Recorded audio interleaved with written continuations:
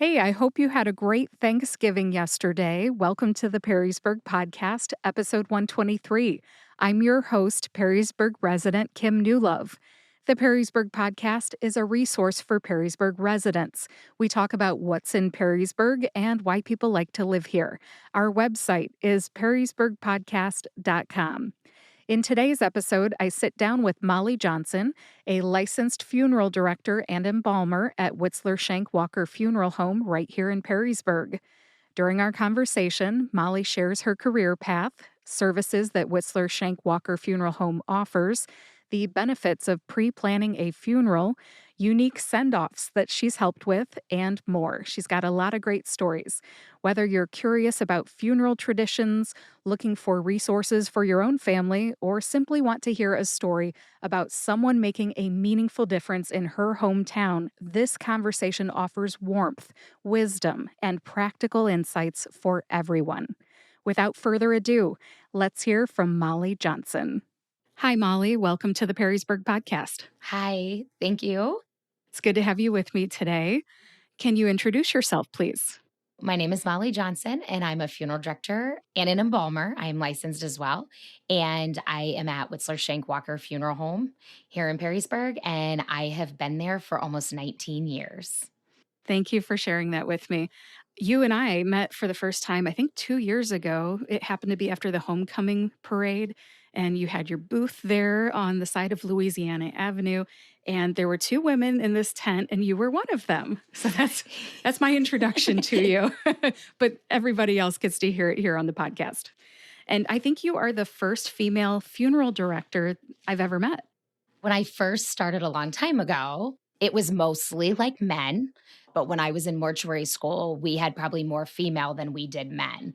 And to this day, now it's probably 75% female as opposed to men. So, yay, women, we're changing the funeral industry. Yeah, you're busting some norms, right? Right? Yeah, for sure. And are you a Perrysburg resident? I am a resident, but I did not grow up here. I originally am from Marion, Ohio, which is about an hour and a half south of here on your way to Columbus. And I ended up in Perrysburg because Bob Shank, the original owner at Witzler Shank at the time, and they had an apprenticeship open for someone to do it. And I interviewed with him, and well, I'm still here. So that's how I ended up in Perrysburg. All right. And how many years have you been here? It'll be 19 years, February 1st. That's 1 year longer than me. I've been here for 18 years, but I grew up not too far from here in Pemberville. Okay. And I lived in Toledo. You know, I went to school there and then Right. came down to Perrysburg to raise the old family. Yeah. And you've been here since. Been here ever since. Yeah. So have I. Yeah, but it sounds like a job brought you to the area. It did. Yes. Yeah. Correct. Yep. In the state of Ohio, you have to do like a year of an apprenticeship. So you have to be at a funeral home for a year before you can take your license test. So that's what I did. And then Bob said if he liked me and I was a fit for Perrysburg, I would have a job for life. So he's kept his word. Well, congratulations. So far, so good. Job security. All For right. sure. Well, now that you're here, why do you like living in Perrysburg? When I interviewed here first for the job, like I just loved the environment. I liked the people that I was surrounded by. Just the community itself, it kind of reminded me a little bit of home, but far enough away that I could make it home within an hour and a half. So that was kind of appealing. Not going to lie, I really wanted an apprenticeship and I was 5 weeks without one. And when you were 22 years old, that seems like an eternity, which honestly it's not. But for me, it did. I just liked the people. Everybody that I met when I first started the funeral home was super nice and just very accommodating and welcoming. And I always knew I wanted kids and I thought the school system was amazing. So there was a lot of appealingness to it for sure. Well, the town won you over, didn't it? It did, for sure. Well, that's good. I know what you mean by you want to get that first grown-up job after you Yes. graduate because you want to start life. Right. Yeah. And I've always wanted to be a funeral director. So I know it sounds odd, but I've wanted to do it at least since I was in 6th grade. So I knew at a young age, this is what I wanted to do. With that being said, I didn't have any family, extended family, or anyone involved in it. So I know, kind of odd, but I guess you just know when you know. So I knew what I had to do and where I needed to go, and that was my destination. And I ended up here in Perrysburg. Well, that's an interesting story. Have you ever shared that story with the local high school for career day or I anything like have. that? So I have been part of Career Day for the past couple years. I didn't do it last year, but we did it at the high school one year. I did it at HPI as well as the middle school. So hopefully in 2026 I can get back in there. But for sure, yep, I have shared it many times. And no regrets? No regrets. Okay, no regrets on that choice to become a No. funeral director. Okay. No. All right. You're such a bubbly person and so inviting. I was talking to you off mic, so to speak, before I pressed record. And I was saying, I can just tell your hospitality skills are excellent. You just want to make people comfortable and say, listen, I know how to do this. Let me help you. For sure. And I think this is not a job that is for everyone. I think sometimes the media and I think TV shows are like, death is such a cool thing and we get to do this and this and this, but you have to look at the bigger picture. You're not always going to have that older person that dies in hospice and they lived a great life. Unfortunately, death does not discriminate and you are going to have some challenges for sure. Whether it's younger children, whether it's teenage, whether it's somebody who went to work and never came home. You just, you don't know. And unfortunately, like I said, it's not for everybody. Also, with that being said, the hours aren't for everybody. Like, this is a job that is 24/7, 365 days, regardless if it's a holiday or not. Someone is always available and families need you. So I think you have to have that mentality as well.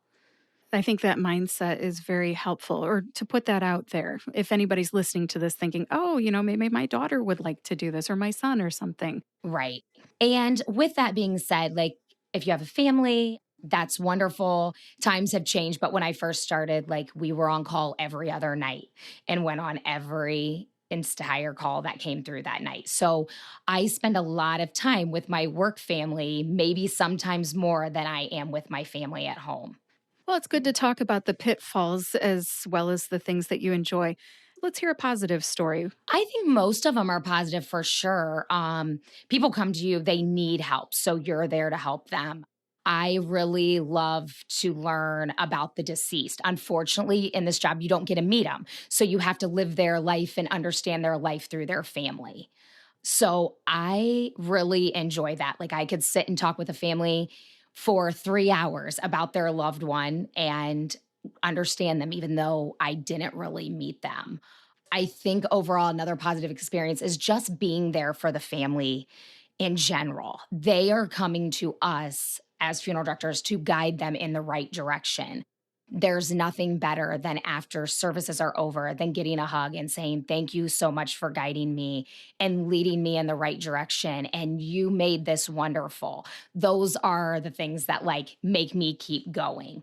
It's not about anything else. I don't monetary donate, like any of that is not important to me. It's about how families feel about me at the end. Like you said, that's fuel that makes you feel like I'm in the right place. I'm doing the right thing. I want to do more of that. Absolutely. Yeah. So, and then, the best is like when you get recommended from another family if they needed somebody. Like we either worked with Molly or we worked with so and so, and you were recommended. Like that just gets everything going and you just feel positive about that. That's what makes you wake up the next morning and go to work. Well, you've got a reputation, a good one. Yeah. Well, what's it like being the only funeral home in town? I don't think it's really any different since I started there. We've always been the only funeral home. Perrysburg has never had any other funeral homes. So I think for Perrysburg alone, it's kind of like the small town. If you were younger and grew up here, more than likely you have been to Witzler Shank-Walker-Funeral Home. And people are like, this is always the funeral home we've always used. For me, it's not really any different. It's your normal. It's my normal. And I think for most people in Perrysburg, it's probably their normal as well. Or this is the funeral home mom and dad use, so this is what we're using, as the generations go on. And with that being said, I've served a lot of families with multiple generations. And that also keeps the reputation going well. It also, it's nice to see. Unfortunately, it is a funeral home setting, and a lot of people don't want to be there, Hmm. which I completely understand. But when you see a familiar face, I think it makes people feel more comfortable. It makes them feel better and just kind of have that like homey feel to it. Hmm. Part of what you're saying is when they see you more than once, it forms a pattern in their head. And I don't know about you, but I like it when things are predictable, especially when it's a once in a lifetime thing. Absolutely. And I think then people can rely on you as well. Like, okay, now she can handle this and we can go through this and we're in great hands and everything is gonna go well. Because in the funeral business, you have one chance. So you want to make sure everything is perfect. I love that you care about making things perfect. Good for you. Right. Yeah. With a smile on your face too, which is very nice because it can be scary. Going Absolutely. through something unpredictable can be very scary. At this time, I'd like to ask, what services does Witzler Shank-Walker Funeral Home offer? So we offer every service you can kind of think of, between funeral service, which could be burial, to cremation with no one having services at all. So anything like funeral wise, honestly, like we try not to say no. So if there's something that you want, we will do it. I will say in almost the 19 years I have been there, the word tradition, you can throw it out the window. From when I first started to now, everybody's like, oh, you probably haven't heard of this. There's nothing that's going to make offset me different or think different. We'll do whatever. I mean, it could be a full blown funeral to having a visitation the night before to having the funeral the next day, and then the burial to having a bonfire out front of the funeral home and sharing memories of someone's loved one. We want to personalize it because this is at the end of the day for the deceased. Like, we want to honor their life and respect them and show them that they are loved, even though they can't do it, but it helps the family for closure. So, whatever they want, whether it's a toast of their favorite drink at the end of a service, we will have a toast, or we're sprinkling alcohol on a grave, or we're releasing doves in someone's memory, or having a bubble machine as we walk down. Like, we will pretty much do what we can. How do people even know to ask for stuff like that? I never would have asked it to, maybe spill a little bit of rum on the grave or, Oh, I don't for know. sure. Well, and that's where the funeral director comes into play. Like, you listen to their life and you kind of pick up on those detailed things that the family shares with you. So then you come back and you're like, you know what would be so cool? Like, what if your dad's favorite drink was like Jack and Coke? So we have a toast of Jack and they're like, I just love that. That's great. Or if they're an Ohio State Buckeye fan, which I am, so no to the Michigan, just laying that out there, like saying OH and screaming an IO at the graveside or after a funeral, or, playing their favorite song, just something that people can leave with that, like, yes, this reminds me of so and so. Yeah, you help people get closure. Exactly. Yeah, that's really unique. I never would have thought of some of those things, which I know it's death and it's sad, but it's also an opportunity for friends and family to get closure as well. Absolutely, because and sometimes like it is a celebration, like, of someone's life. Now, that isn't always the state, unfortunately, and it just depends. But how, unfortunately, some people pass away or their age, but the majority of the families that come through, like, they want to celebrate and honor it. So, I mean, I had a funeral one time.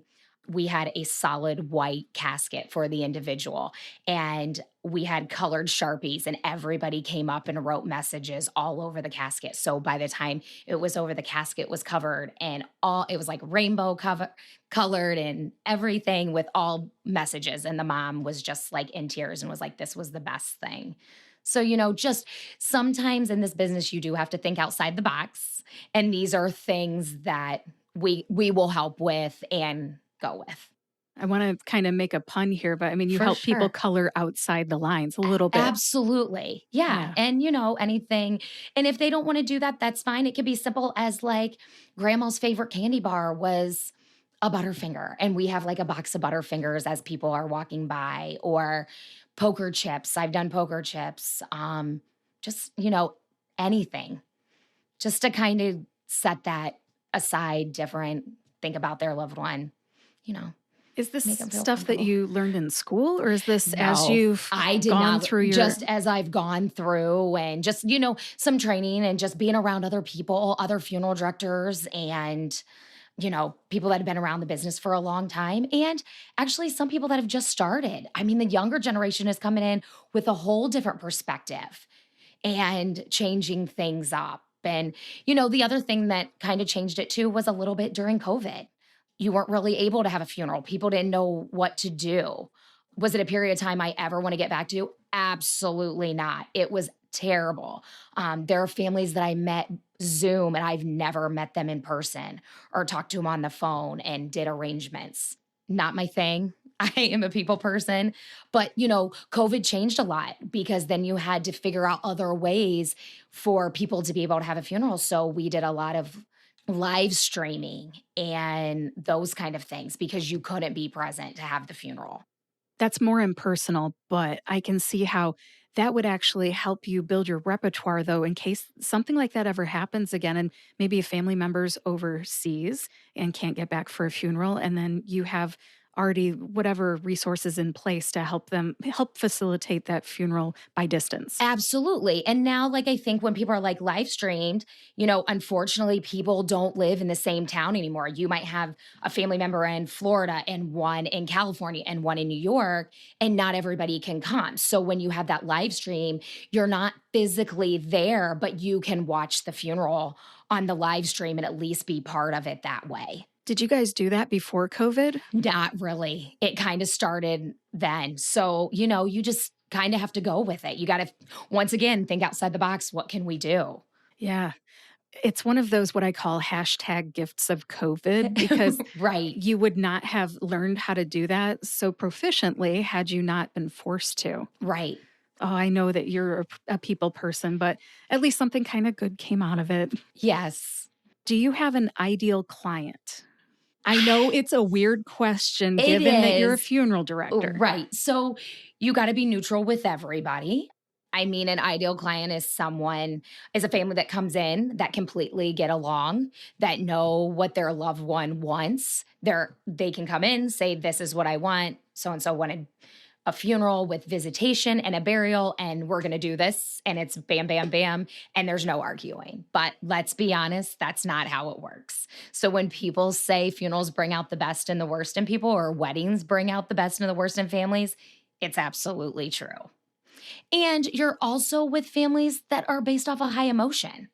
So it's hard. They're making decisions that maybe they didn't think about or they didn't know. And once again, you have one chance to get it right. So, did mom want burial or did she want cremation? They never talked about it. You don't know. So they're emotionally already sad that they lost their loved ones, which is completely understandable. But then you have a whole nother side of it. You're making all these decisions in the back of your mind. You're like, am I doing the right thing? It's a struggle. As for a perfect client, no, I will take all of them, any day of the week. And you've probably helped all kinds, right? Right, for sure. Like I said before, families are distant and now they're coming back and they might not have seen each other in years. It could be a great thing, like kind of a family reunion, and we came back for the funeral, or it might not be the best decision. So that's where you kind of have to, like us as a funeral director or me as a funeral director, you have to be neutral. Yeah. It's not always going to be puppies and rainbows. And that's what I mean, that you have to have that mentality. Not everybody's okay with that. That Yeah. answers my question very well. I understand that you're able to pivot depending on what you're looking at, what's in front of you. Right. When you started off saying, ideally, everybody's on the same page and they all agree, and maybe there's a plan ahead of time, and the deceased has already made these decisions for themselves. For anybody listening to this thinking, I want to press the easy button. I want to be that ideal client someday, even though I don't want to think about this. What advice do you have people that want to pre plan? So I am a big believer in pre-planning. And what I mean by that is you can come to the funeral home, talk, and put your wishes down on paper. So at that time, unfortunately, if something happened, your family knows at least what you want. You're not going back and forth. The other thing with it is you can pick out all your stuff ahead of time, like your casket or your urn or whatever your services are, and your family is not making a decision based off of emotion. They're like, this is what mom wanted. Here we go. Now, I will say, if you want to prepay, I always tell families that's your decision. If you want to, that is great. There is a benefit. Like if you want to prepay, you are locked into the prices that they are as of today. So if you die 20 years from now, you're locked into the prices for your merchandise and our services, not what we call cash advanced items. And those are items that we help families with, but they're items that we don't control, like cemetery, death certificates, flowers. Those are things that we help families with, but we can't control the price of that, if that makes sense. So, with it being said, yes, I think coming in and just getting information and finding out what you can do and what's out there. I think a lot of people think when they do cremation, you can't have a visitation where people view your body. Absolutely, you can. We have rental caskets. We have caskets that you can be burned in. Like, there's all of these other options that I don't think people know about. So I've always said call or ask questions, don't assume, and don't get on the internet. Like, do not Google. Call your local funeral home and ask the questions. I'm smiling big right now because I'm in medicine. I'm a pharmacist by training. And a lot of times I tell people stay off the internet because you're going to get a whole bunch of but a whole bunch of information that you may not know how to deal with, and it may make you go down a few rabbit holes that will delay you actually getting some sort of treatment. So I hear you saying that, hey, I'm the expert. Come to me. Don't Google stuff. And how about ChatGPT? I mean, it's out there for sure, and it has its benefits and pros and cons. But let's be honest, at least we have some job security. I don't think Chat GPT can take over being a funeral director and embalmer. So at least we're on that. But yeah, it's out there and it can help. But like I said, people be like, oh, our friend told us this, or do you know this? Or just call and ask questions. We are here to help and guide you all the time. Like I said, 24/7, 365. If someone wants to get started with the pre planning process, which is what got us started on this conversation in the first place, do you charge for that sort of a consultation? We do not at all. So you would just come in, call first, make an appointment, and then we'll sit down and go over everything with you. And if you want to prepay, then we can help you with that as well. But there is no charge to it. And we do a lot of things in the community. Like yesterday, we just had a fireside chat. I don't know if you've ever been in our funeral home, but we have, when you walk in, there's the fireplace there and chairs. And we had like 18 to 20 people that came in and listened and about pre-planning, and they all signed up and want to come in and get everything, down on paper.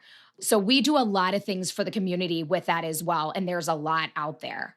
That's so Yes. helpful. I know I met you at the homecoming parade or after the homecoming parade, and you're talking about the fireside chat. Are there Yes. any other places that people might meet you in the community? Sure. So we have done, I would say at least, so I've been there 18, almost 19 years. And I would say for probably 21, maybe 22 years, we've had our annual pumpkin patch where the kids can come in. We have face painting, Happy the Clown. Families will get pumpkins. They donate food for the Perrysburg Christians United. So we're giving back to the community and serving, and everybody's helping them, which it just brings joy to me because I just love the event. And families come in and their kids could be in high school and they're not there for the pumpkin patch, but they're like, we've been doing this forever. It's a tradition. 5 years ago, I started an Easter egg hunt. So we do an Easter egg hunt at the funeral home where it's outside in the yard and kids can get eggs. And we have a coloring contest and cookie decorating and just things to bring the community in. I am a firm believer that kids need to be in a funeral home. I think maybe some people would argue that. And if you're a parent, it's your decision what you want. But I think kids need to understand that a funeral home is not really a scary place. And unfortunately, like it's a part of life at the end of the day, regardless if someone dies when you're 7 or you're 20 or, you're 15, you've never been in one. But for me, like My boys have literally grown up in the funeral home. So Not everybody can say not that. everybody can say that. And I don't know if they would be proud of it, but that's okay. So, I mean, I was a funeral director before I had them. So they kind of just got roped into it, and here you go. We do a lot of stuff like downtown with the parade. I will call it Harrison Rally Days because I'm old school and we're just going to go with that. I know it wasn't there this year, which I'm totally bummed about. So hopefully next year they make it bigger and better and it goes amazing. But we have a booth down there. And if you are from Perrysburg and it's a tradition, we always have the yardsticks, which has been a tradition that the funeral home has done. So next year, guys, I will have a ton of yardsticks because I didn't have to use them this year. I know it sounds dumb, but we have people coming in, they're like, oh my gosh, we want them. We look for them. I have teachers that need them for math. So it's just good things that we do. And that's the stuff that you can do when you are the only funeral home in town. You get known for something, for sure. Yeah. Whether it's good or bad, but hopefully 90% of it is for the good. Now that you mentioned the yardstick, I have seen people walking around with them, and Yes. I didn't know who it came from. Sometimes people avoid your tent because it's like, I don't need anything from there today. And then they move on. Do. Absolutely. And I completely understand that. And like, people don't want to talk about death. Like, it just makes them sadder. They're just like, we'll do it later. But then when we do have the tent, it's not in a funeral home, right? So you're in a community event where people feel more comfortable and they see kind of people outside. So with that being said, we have so much literature and that you can get, and you can actually, if I'm there, you can talk to me. So some people just have a question and they're like, hey, can I ask you this? Absolutely. And let's be honest, some people are just curious at the end of the day. So, and that's okay too. Well, that's an entry point. Curiosity is an entry point to finding out the information that they will ultimately need. Absolutely. And then I think sometimes too, like, I meet people at the funeral home. That's just how I meet people. It is what it is. But I think at the same time, we are all human. We all want to like be there for each other, and they can see us in a different environment, not in a work environment. Does that make sense? Like, Sure. In street clothes versus a suit or something like that. So it's like, oh yeah, like, hi, here you go. Yeah, it's neutral territory. Absolutely. For sure. One of the places that I was thinking that maybe people have encountered you is either senior living communities or grief groups. Yep. So we do a couple grief groups as well. Not like too many because there are so many that are out there. Like Monarch is a huge one that is in Perrysburg and they are amazing. And hospice has them. There's so many hospices out there now. And I think like we kind of like a neutral spot versus like a senior center. We do stuff for the senior center as much. Paula, our secretary that's in Perrysburg, she's been there for as long as I have. She is amazing. She is my right-hand woman. I couldn't make it without her. She does movie day every month at the senior center, and she brings snacks to them and they watch a movie and they just want to talk to somebody. You know, some people just need somebody to talk to. Back in the day before COVID, we used to do bus trips. We would do bus trips probably like 3 to 4 times a year, and we would go to random places, whether it was Cleveland or Michigan or, you know, somewhere to go with the seniors. And people remember that. Like, when can we get it back? I don't, you know, unfortunately, times have changed. I don't know if that'll ever come back, but people remember that as well. So then they're like, oh my gosh, we used to do bus trips with you. Like, here you go. Yeah, you're creating opportunities to have Absolutely. Conversations. That's good. Right. And like with the fireside chat that I talked about, like we will pick maybe another place like in the community at a restaurant. Our pre-need specialist, Jennifer, will go there and talk with people, you know, just to let people know what's going on, and then they'll sign up. And I think once you do something face to face and you listen about it, people are like, this is actually a good thing. Like, we do need to get this down on paper, or so our kids don't have to make these decisions or worry about it. I am a worksheet person. Do you happen to have a worksheet for, you know, planning things? We do. You can go to our website and we have anything there, or you can call the funeral home and we can always email information to you as well, just to like get things started. We also have like a pre-planning folder that's available that you can just have everything down. Like things that people don't think about that you'll need when you pass away is social security number, parents' names, mother's maiden name. There's a lot of people out there that don't know those things, but if you have it written down, then that's one thing that puts something less off your plate when the time does come.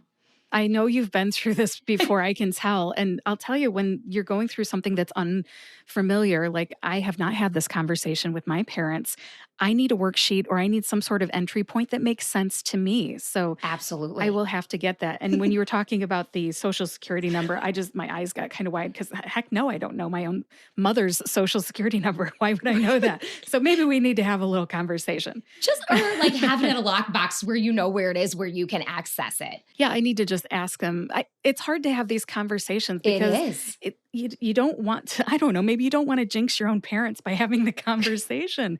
But anyways, yeah, my parents are both 75 and I am not the only person who has aging parents in this town who hasn't had these conversations. So by you telling us there's resources on your website, that is very helpful. Absolutely. And, the other thing with that is, like, if it was a traumatic death, like I said, someone goes to work and they don't come home, like, you don't know where any of that is, or your mind's not thinking of that. This is like things that we can help you with.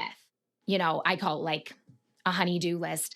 But when you're in that state of mind, you're not thinking clearly at all. So you have no idea at this point where that social security number is and their maiden name. But you're not thinking clearly. So these are things that you can like just have written down or have somewhere. Yeah, you don't know what you don't know until you need it. And then, Exactly. yeah, somebody like you can come up with a checklist or something or guide us through.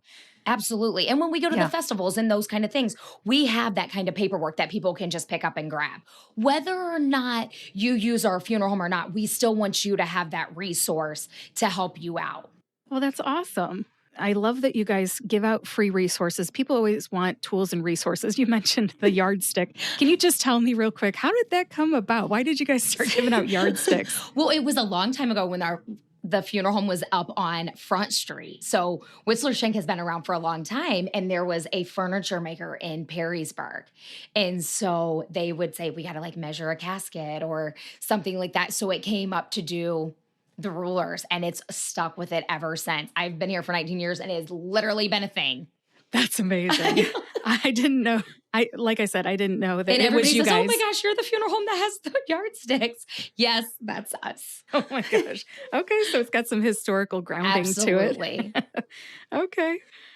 Well, we just finished a very long conversation about pre-planning, so I feel like we could move on. And oh, one last question about pre-planning. There are probably financial planners out there who say it's a waste of money to spend today's dollars on pre-planning a funeral. I would rather pay for it in the future. Do you ever have anybody who is, wavering? Do I do it now or later? What's your thoughts on pay now or pay later? Like I said before, I think it's more of the family decision and the individual's decision. I don't want to say yes or no. There are benefits to do it. And some people, like you can do a payment plan. It sounds terrible, but it's kind of like when you have a car payment, instead of paying on your car, you're going to pay on your funeral. So there are benefits to it. I can tell you families that pre-planned back in the 90s, they're like, absolutely, thank goodness we did it because prices back in the 90s were a lot less than what they are now. So I think it's more of a preference. And some people just don't have the funds to do it. Or they have an insurance policy that they're like, we can use this when they pass away. Or let me at least think about this. So I think it's more of a preference than anything. I don't think there's a right or a wrong answer. Okay. I appreciate you mentioning that because I've heard both camps. Some people say, oh, it's a Absolutely. waste of money to do it now. But then you're talking about pre planning. Maybe it's really expensive for that individual. Absolutely. Or maybe somebody has it in their final decisions that they would like their insurance policy to pay for the funeral. So, yeah, I can see it doing And it many another different way to ways. kind of look at it is like anything else, like inflation. We see it now, like just with groceries alone. You see groceries, I mean, caskets, merchandise, things that we sell are going to be the same way. So people can always kind of think about it that way. And it's one less thing if it is paid, your family isn't having that burden on having thousands and thousands of dollars. They may only have a couple hundred at the time to pay when their loved one passes. This is all good information. Thank you. Now that we're done talking about pre planning, I need some advice for myself. What is a non awkward way for me to bring this up with my own parents? That's always the $1,000,000 question, right? Like I said, no one really wants to talk about it. But I think at the end of the day, it's kind of inevitable. We know what is going to happen. So, I mean, you could just say, hey, I talked to Molly. Like, these are the things we talked about, and maybe bring it up that way. I mean, my parents alone, they've had a daughter their entire life, and I've wanted to be a funeral director since I was 10. Like, Did you practice on them? no, I didn't. But there's things that I did do, and they were very supportive and always have been. And my mom wants to talk about it, and my dad still doesn't. She's like, we got to like figure this out. And it's just, people just don't want to do it. It's just an awkward conversation that I think eventually just has to come up. And sometimes maybe you need to just be straightforward and be like, we're going to sit down and we're going to talk about this. I might be selfish one day and say, Mom and Dad, I just want to make sure that I know what you want so I can make it happen when the time comes. Absolutely. And just say, maybe like, what do you want? I don't know what you want. At least, I always tell families, at least get it to find out if they want burial or cremation. Because at least if they figure that out, we can work with that. But you're not making a decision, like you're not questioning yourself. Did I make the right decision? Because as a funeral director, and I know my colleagues and people I work with, the last thing we want is for a family to come back and be like, I wish I did not do this, or I wish I did not cremate. They're second guessing themselves. You're starting to make me think, like, what regrets do you hear people say? Typically, we don't have a lot of regrets. That's good. But I think it's more of like the second guessing. And we are there to guide and help and, be the cheerleader for you and do all the things for you. But at the end of the day, it's their decision. It's not ours. We can give you the tools. We can give you everything to make that decision. But ultimately, it is the family's. Okay. Yeah. And hopefully there will be no regrets when I go through it personally. I have to focus on me. Right. Yeah. Okay. Well, thank you for that. Now, I know that you have done this for 19 years now, or coming up on 19 years, right? Right. So I can only imagine the relationships that you've built in the Toledo area with not just the cemeteries, but the newspapers to get the obituaries out there and all kinds of things. Would you like to give a shout out to anybody or talk about any of these relationships or challenges? I think at the end of the day, like it's a business to business. So if you treat them well, they're going to treat you well and have your back. With it being the only funeral home in Perrysburg, and we have a couple cemeteries like Fort Meigs, St. Rose. Those are our two main cemeteries in Perrysburg. Like they're wonderful to work with. All the churches that we work with are great, but it's the same people we typically work with. So, I mean, they've seen me when I started when I was 23 to now. The other thing we do is a clergy appreciation and an appreciation luncheon in August for everybody in the community, like the fire department, the police department, like the parks in general, like the dumpsters will come in, like the trash people, the churches, their secretaries, everybody, just to give them an extra kudos for going above and beyond and just being there. Once again, it's a trying time. We have to turn around a funeral pretty quick. It can be, 48 hours. Sometimes it can be 2 weeks. You just don't know. But if you have great relationships with people in the community, it's going to reciprocate back to you.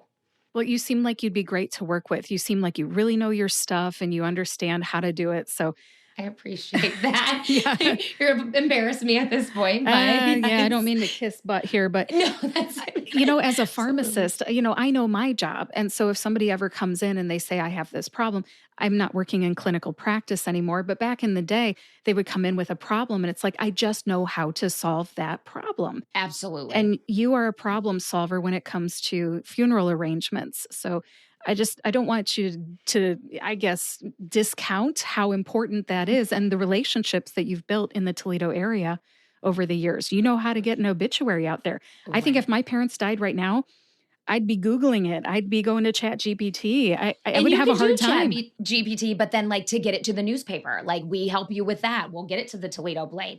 We'll put it in the Perrysburg Messenger. If you want it in the Seattle Times, we'll put it in there.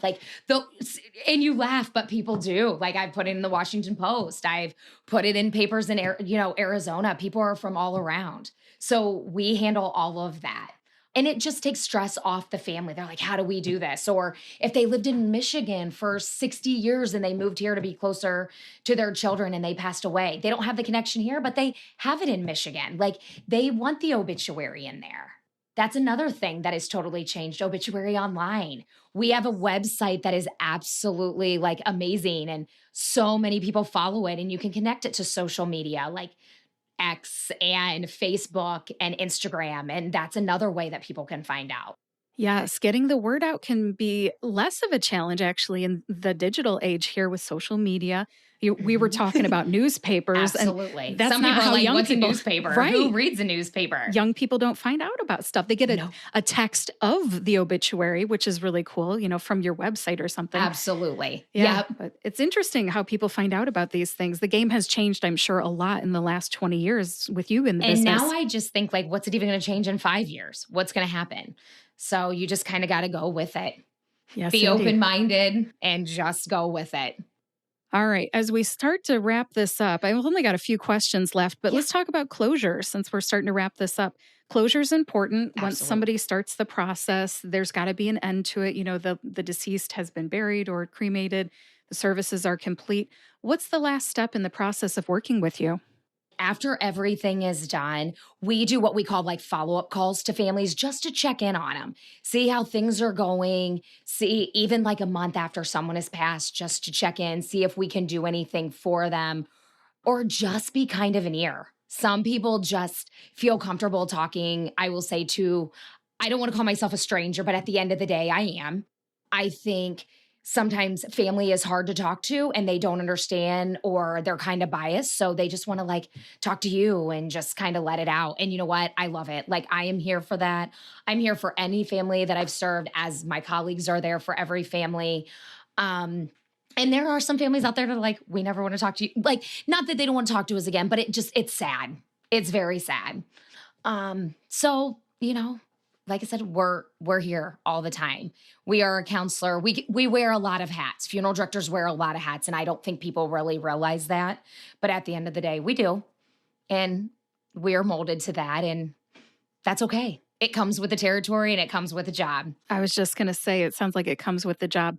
I would have a hard time, if my parents, God forbid, pass away sooner than later, knowing what's the last step. And I would probably call you and say, are we done? And Yeah. then also, I think you mentioned Monarch Grief Center earlier. Yes. So you could also be a referral source Absolutely. for Yes. grief counseling or things And like some that. people don't think they need it right away, but I think later on down the road, then they realize that it may help.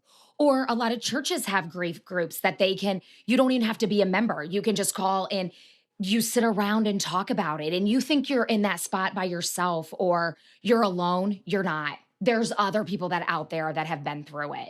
I think for me, like talking is probably the best. People, I think that you need to keep it in. You don't need to show your emotions. Let it out.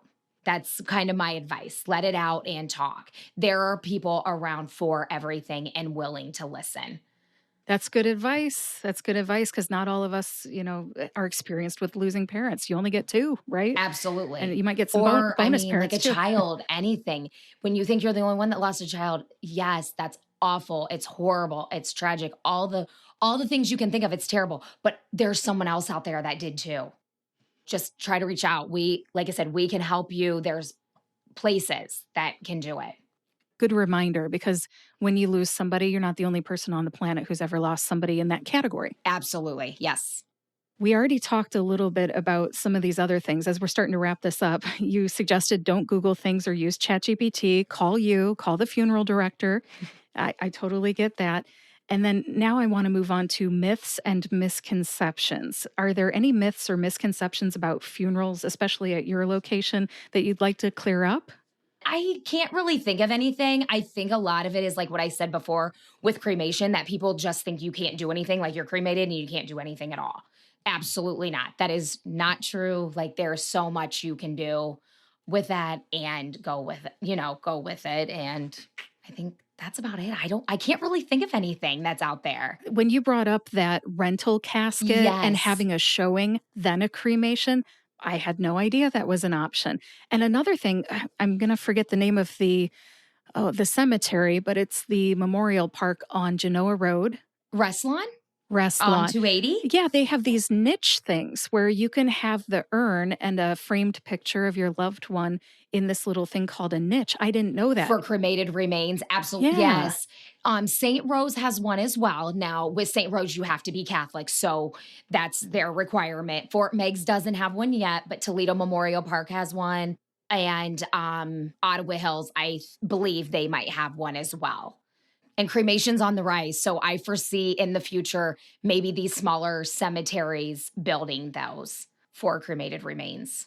Yeah, I could So even see if you don't it wanna could scatter become them, you popular. still can have a place to go and visit and honor and remember your loved one and be there and I would be nervous about having an urn in my house because you just never know if you're going to knock something over. Isn't that the plot line of some movies? Like well, okay, something they're happens. bringing that up. That's kind of like a myth that you're talking about. So when we get people's loved ones' cremated remains back, we have them in a sealed bag. So I always tell families, I'm like, when you're in a movie and the lid pops off and they go flying, no, that will not happen. I can't say that's for everyone, but at least for our funeral home alone, that's not going to happen.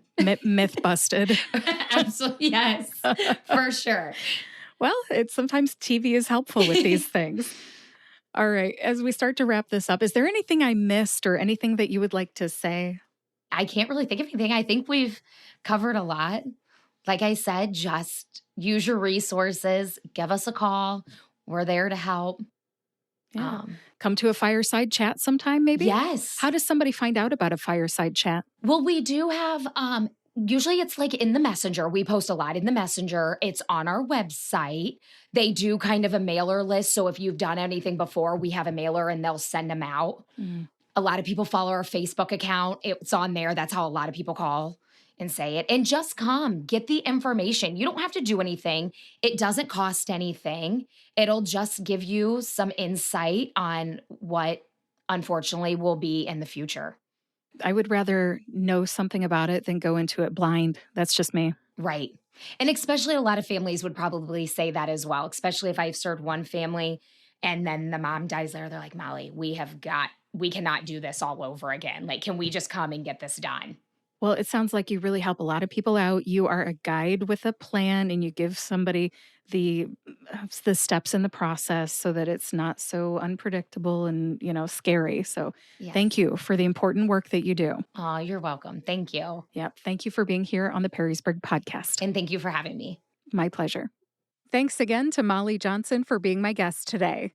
I learned a lot from our conversation, and I also downloaded that funeral planning checklist from walkerfuneralhomes.com.